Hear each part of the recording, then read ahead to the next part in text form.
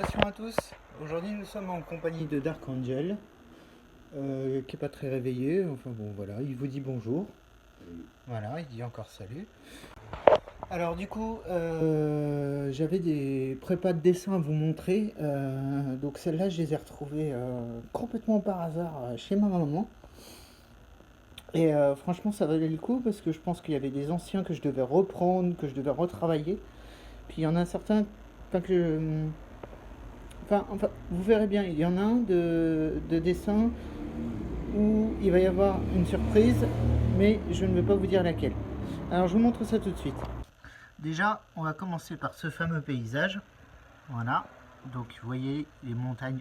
J'ai pratiquement, pour faire les couleurs claires, j'ai pratiquement utilisé, comme là, vous voyez, du marqueur, surtout du marqueur, du noir, crayon noir, j'ai ajouté les détails. J'ai fait des couleurs au fluo aussi, comme vous pouvez voir ici. Et pour la composition de l'arbre, je me suis dit, bah, on va inclure quelque chose à l'intérieur. Moi, je voulais à la base, je voulais faire euh, en fait un truc océanique. C'est pour ça que j'avais insisté sur le bleu en bas, mais je me suis rendu compte que ça continuait de l'autre côté. Puis là, j'ai pas pu continuer parce qu'il y a un morceau de scotch. D'accord. Voilà. Et là, ce que vous pouvez voir, initialement donc de graver sur la porte, c'est le symbole du feu. Et maintenant, on va passer à un autre truc un peu plus barré. Hein. Donc, vous voyez, moi j'ai mis beaucoup de couleurs là-dessus. Et ça, je l'ai récupéré, et puis en fait, elle en a pas voulu. Elle en a pas voulu pour cette simple raison-là. C'est qu'en fait, le mec, oui, il est en kimono, oui, il coupe de cheveux chelou, visage chelou, couleur chelou, hein, mais il tient quand même une main arrachée dans sa main, l'autre qui est posée sur le sol.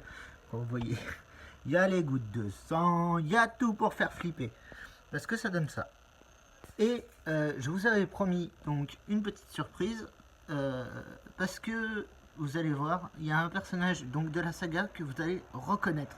Ici, vous voyez, donc il y a une épée immense, en m'inspirant un peu de Kingdom Hearts. Voilà. Donc voilà le premier personnage, voilà. Les cheveux donc crayon couleur, marqueur. C'est pas fini, mais j'arrive pas à le finir.